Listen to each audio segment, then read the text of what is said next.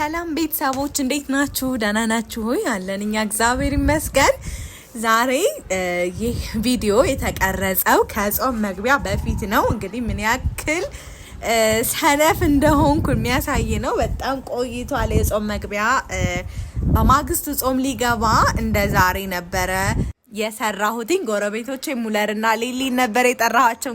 ራያ ልጆች ገንፎ በጣም ነው የምንወደው። ቅም አጋጥሞኝ አያውቅም ገንፎ የማይወድ የራያ ልጅ ሆኖ። እናንተስ እንደኛ ናችሁ ወይስ አትወዱም? ገንፎ ወዳጆች በጣም ነው የምንወደውና እኔ እንዳውም ገንፎ በጣም ስለምወድና አራስ ቤት በጣም ስለበላው ይመስለኛል አሁን ውፍረት መቀነስ ያቃተኝ። በጣም ነው የበላሁት፣ በጣም ነው የተጠገንኩትኝ እና ውፍረት ደግሞ እንግዲህ ቀስ በቀስ ምን ቀንስ ይሆናል። ግን ለጊዜ ዋናው ጤናችን መጠበቅ አለበትኝና እዛ ስትሆኑ ደግሞ ቆቦ ስትሆኑ ደግሞ እንዴት እንደምትታረሱ በቃ ድጋሚ በወለድኩ ነው የሚያስብለው። ድጋሚ ወልጄ እዛ በሄድኩኝ ነው የምለውና ሁሌ ታዴ ራሱ ከዚህ በኋላ ሁለተኛ ስወልድ እዛ ነው የሚሄደው። በጣም ነው የማስቸግረው ይመስለኛል። እኔ ከዚህ የምታረስ አይመስለኝም። የመጀመሪያውን እንዴት እንደታረስኩ እኔን ስለማውቀው እሱም ያውቃልና ሁለተኛ እዚህ የምቀመጥ አይመስለኝም። እዛ ነው እንግዲህ ያለውን እንክብካቤ በደንብ በቃ ራስ ምን መስለው እኛ ነን። በነገራችን ላይ ያራስ ወዝ አለ፣ ውፍረት ነው እንግዲህ ያለው። ውፍረት ደግሞ ከዛ በኋላ የሚቀንስ ይሆናል። እኔ ብዙም አላሳሰበኝም። አሁን በጣም ሞከርኩኝ ለመቀነስ ግን አልቻልኩም። እኔ በነገራችን ላይ በቃ ምንም ሊሆን ይችላል የምጨነቅ ከሆነ ውፍረት በጣም ነው የሚቀንሰው። አሁን ላይ ግን እኔ አላቅም እንዴት እንዳልቀነስኩ ግራ ገብቶኛል። ሁሌ እኮ ነው እኔ ከዛ በፊት በቃ በጣም ነው መቀነስ የነበረ። አሁን ግን እንደ ዘንድሮ ደግሞ ከወለድኩ በኋላ የሆነ ጉዳይ ገጥሞኝ እንደዛ ተጨንቄ አላቅም በቃ እንዴት እንደሆንኩኝ። ግን ፊቴ ላይ ወዝ ማጣት ምናምን ነው እንጂ እንዳለ ሰውነቴ መቀነስ ጭራሽ ወፍ እንኳን ሊቀንስ እንደውም ጨመረ። ግቢ ያለውኝ እጨናነቅ ነበር ጥናት ምናምን በጣም ስለሚበዛብን ያኔ ራሱ እንዴት እንደቀነስኩ በቃ ልነግራችሁ አልችልም። ያሁኑ ግን መቀነስ አልቻልኩም። እንግዲህ ይሆናል በደንብ የታረስኩት ነው ይመስለኛል። እናቴም እንግዲህ እኔ ፊት ተመስግናለች፣ ምክንያቱም አስመስግኛለሁኝ። ጥሩ ነው አንዳንድ ጊዜ እኮ በደንብ ታርሶም ሰው እማያስመሰግናለ። ከዛ ብቻ አለመቀነሴ ነው ታሪክ የሆነብኝ። በጣም እንቅስቃሴ ያደርጋለሁ። ስራ ቦታ ቤቴ ድረስ እንዴት እንደሚሄድ ስራ ሰራለሁኝ። ምግብ ደግሞ ያን ያክል ምበላ አይደለሁም። በተለይ ጭንቀት ካለብኝ ምግብ አልበላም። እና እንዴት ነው እናንተስ ምንድነው የገጠማችሁ? ማለት መክሳት ስትፈልጉ እንዴት ነው? ምግብ ስትቀንሱ ነው የምትከሱት ወይስ ደግሞ ስትጨነቁ ነው የምትከሱት? ሁሉም ሰው የተለያየ ነው። አንዳንዱ ምግብ ሲቀንስ የሚቀንስ አለ ሰውነቱ ማለት ነው። እና አንዳንዱ ደግሞ ጭንቀት ሲያበዛ በቃ በጣም ነው የሚሾቀው። የተለያየ ነው ብቻ። አንዳንድ ጊዜ ሀሳብ በጣም ሲበዛም እንደዚሁ በጣም የምንቀንስበት ነገር አለ። እኔ ግን እስከዚህ በፊት ምግብ ስቀንስና በጣም ስጨነቅ እከሳ ነበረ። ያሁኑ ከወለድኩ በኋላ ያለ መክሳቴ ምክንያት እንግዲህ በደንብ የመታረሴ ይሆን አልኩኝ እና ይሄ ሁሉ በገንፎ የተነሳ ነው የምነግራችሁ። ምክንያቱም አራስ ቤትም እርጉዙኜ ገንፎ በደንብ በላ ነበር። ግን አራስ ቤት እንግዲህ ሴትም ስለወለድኩኝ በጣም ብዙ ጊዜ ነበር የቆየሁትኝ። ወደ መጨረሻ አካባቢ ግማሽ ሊሆን ይችላል ብቻ በቅቤ እና በርጎ አስጠላኝ። በቃ ማየት አልፈለኩም። እኔ አብዝቼ ይሁን አላቅም።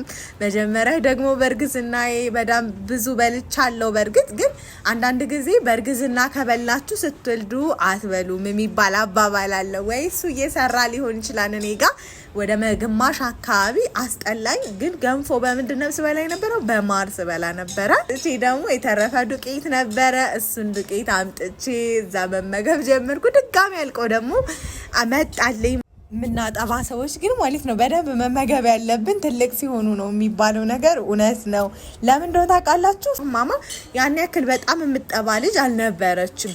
አሁን ከፍ ስትል ግን ይሻላል ከበፊት። መብላት ያለብን በጣም አሁን ላይ ነው ብዬ ነው የማስበው። ስራ ቦታ ደርሼ ስመጣ ጡቴ በጣም እየደረቀ መምጣት ጀመረ እና አጥሚት አልፎ አልፎ አብትቼ ነበር። በቃ ውፍረቱን ልቀንስ አልችል ስቀር በቃ ታውኩኝ። ግን ምንድነው እየቀነሰ መጣ ጡቴ ወይ ጡቴ በጣም እየወረደብኝ ልክ ሊደርቅ ሲመጣ አልፎ አልፎ መመገብ ጀመርኩ። ገንፎ መብላት ጀመርኩ። በስተመጨረሻ ሙለርና ሊሊ እንግዲህ መጥተው እየበላን ነበረ። እርጎ አጋጣሚ የለም፣ ማር ነው የነበረው። ግማሻችን ደግሞ ማርና ቅቤ አቀላቅለን በጣም ነው የሚጥመውና እሱን ነበር ስንበላ የነበረው።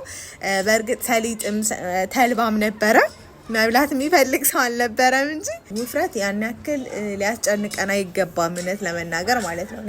እኔም ያው በጣም እየተጨነኩ ሳይሆን ያለውን ነገር ግን እንዴት አልቀንስም የሚል ነገር መጣብኝ። ማለት እንደ ከበፊቱ አመጋገቤ እዚያውን አልፎ አልፎ ነው የምመገበው። ገንፎም አጥሚትን በቃ ሊደርቅ ሲል ጡቴ ባለሁኝ አልፎ አልፎ እንጂ ከዛ ውጭ የኔ ሰውነት እንደዚህ አልነበረም። ሲመቸው በጣም ይወፍራል፣ ካልተመቸኝ ደግሞ ይወርዳለሁኝ ማለት ነውና ይሄኔ ነበረው። እንግዲህ ምንም ማድረግ አይችልም፣ ሁሉም በጊዜው ይሆናል። ብቻ የከሳውም ለምን ከሳው በምን ለወፍር ብሎ ይጨነቃል።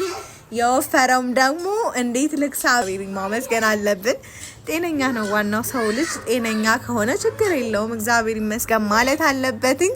እና እዚህ ጋር ደግሞ ማማ ምንም ልትበላልኝ አልቻለችም። ያው መጀመሪያ ያው እየበላች ነበረ። ከዛ ያው ሳላስበው በወሬ መሀል አቃጠልኳትና ከዛ በኋላ አልበላም ማለችኝ። እሷን እንግዲህ በማባበል ላይ ይገኛለሁ። እኔ አላቅም፣ ስበላ ለእሷ ነው ማበላው። ልክ እሷን አበላለሁ እያልኩ ደግሞ በምደክምበት ሰዓት ላይ ልክ እኔ 2 ጉርሻ ምናምን ካጎረስኩ በቃ ጠግባለሁኝ።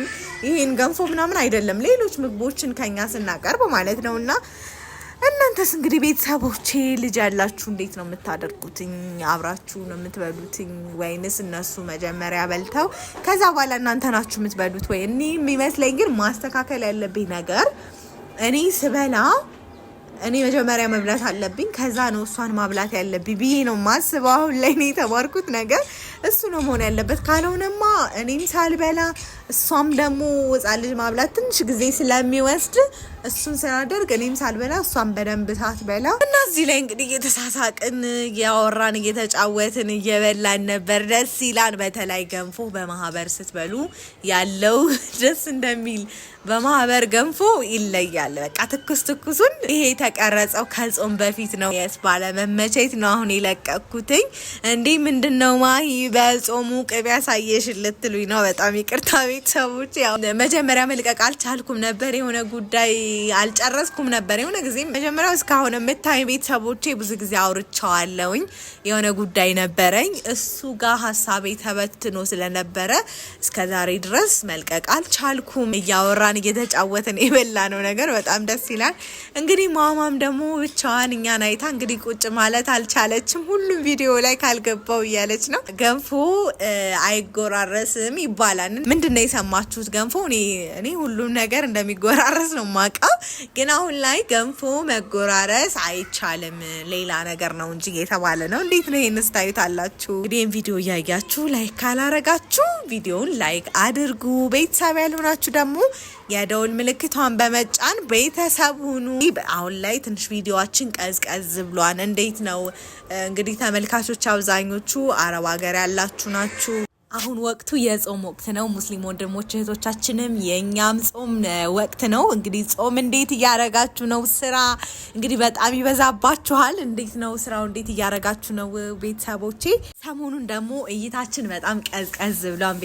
ቪዲዮን ከፍታችሁ ብትተውልን ቤተሰቦቼ። እናንተም ስራ የሚበዛባችሁ ሰዓት ነው፣ ወቅት ነው። አይኖ እናውቃለን በጣም ቢዚ እንደምትሆኑ እንደምትደክሙ።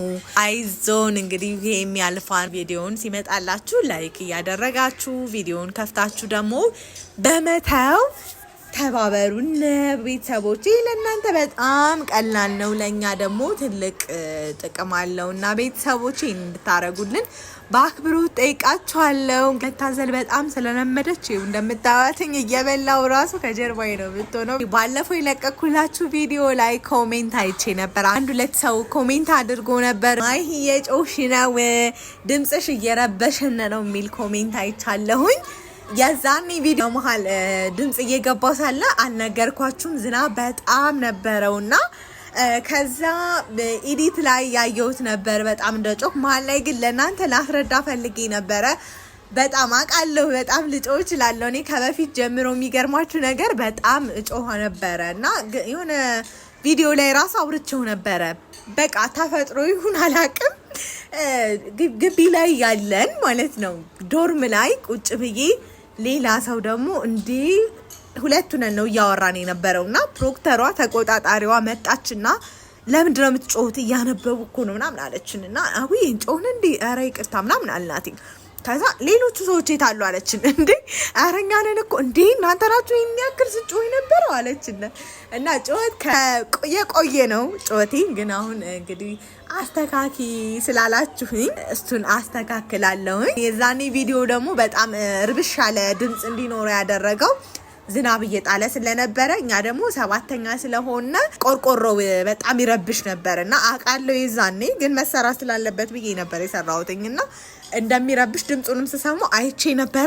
ብቻ በተረፈ አስተካክላለሁ ለዛም ነው ኮሜንት ላይ አስተያየታችሁን ጻፉልን የምንለው ምክንያቱም ለኛ የማይመስል ነገር ለእናንተ የሚታያችሁ ነገር አለ የሚስተካከል ነገር እኔ ሰው ሁሉ ሙሉ ላይሆን ይችላል ጎደሎ አለውና የእናንተን ክፍተት እኔ ላይ ይችላልው የኔን ክፍተት እናንተ ልታዩ ትችላላችሁና ሁሉም ሰው ሙሉ ስላልሆነ አንዳችን ያየነውን መናገር አለብን ምክንያቱም ዝም ብትሉ ኦሬዲ እኔ ልክ ነኝ ብዬ ላስብ ይችላልው ያው ይሄንን ሳይሆን ሌላም ነገር ላችሁ ፈልጌ ነው ይሄንን ያው ምክንያቱም ነግሬያችኋለሁ በዝናቡ ምክንያት አላስፈላጊ ጩኸት ነገር አምጥቶ ነበር ግን ሌላም ቢሆን ሐሳብ አስተያየት መስጠት አሪፍ ነው ኮሜንት ማድረግ ግን በኔጌቲቭ ዌይ ማድረግ ሳይሆን ፖዚቲቭሊ እንዲስተካከል ማድረግ በጣም ትልቅነት ነው ኮሜንትን ደግሞ ትክክል ነው ብሎ አስቦ ያ ሰው ተቀብሎ ማስተካከል ደግሞ በጣም ትልቅነት ነው ብዬ ነው ማስበው ተከታተላችሁኝ አመሰግናለሁ